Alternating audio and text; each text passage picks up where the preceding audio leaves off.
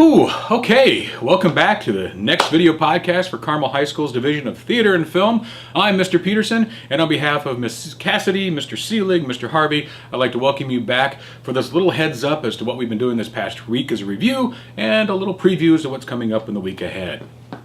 What a week has been, holy cow. How busy have we been? Let's count the ways.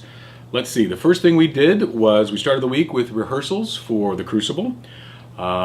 The cast met all this week for read-throughs and character discussions and discussions about the plot. One of the coolest experiences for the cast was when Rob Johansson, a local professional actor who just happens to be playing the Reverend Paris in the IRT's production of The Crucible. Their production, by the way, is still going on and is amazing. Mr. Johansson spent about an hour with our cast talking about the show, the acting process, and building a bridge to your character without really judging them. I thought that was really cool.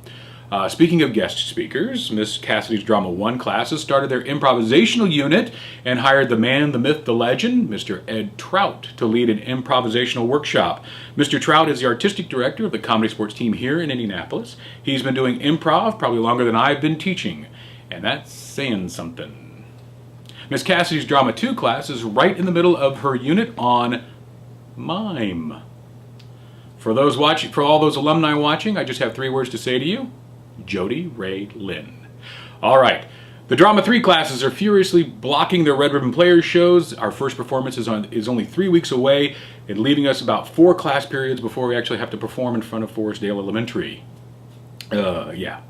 Finally, the Drama 4 class was blown away by Drew Vodal from Ball State University. He came in for the last class to help the students prepare their audition monologues. His feedback was really helpful, especially when he spoke about the moment before, the moment after, and activating the monologue by partnering. I thought that was really a cool experience.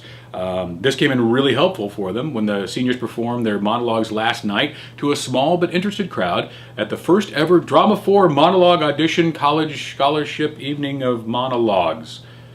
I don't know, I need to come up with a better title, but basically it was about 6 or 7 different colleges that were represented by about 7 or 8 different people, some professors and students. They all had, they with a small group of parents watched our D4 class perform all their audition monologues. And afterwards we had a small meet and greet hosted by our own behind-the-scenes parent group who provided tasty cookies and lemonade. I'm so grateful for their help. A good time was had by all. Thanks to Carrie Ryberg, big shout out for the idea. I gave you credit all night.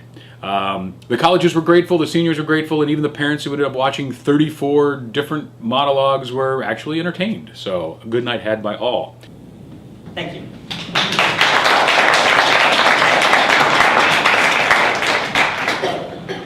But wait, there's more. We also had the Rising Star meeting, which was a holiday themed. We talked about the awesome hayride that's coming up next week. We're so excited. And we also talked about regional conference that's coming up pretty quickly. Permission slips are going to be due probably at the end of the month for that, like around October 25th. So check that out. We're going to Bethel College again, way up north.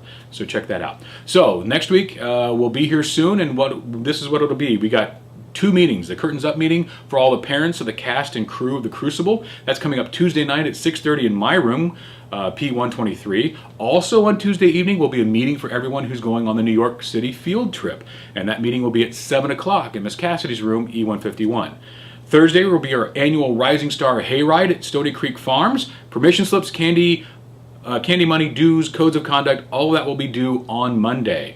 And then on Friday, all the GE3 classes will be going on their field trip to IRT to go check out The Crucible.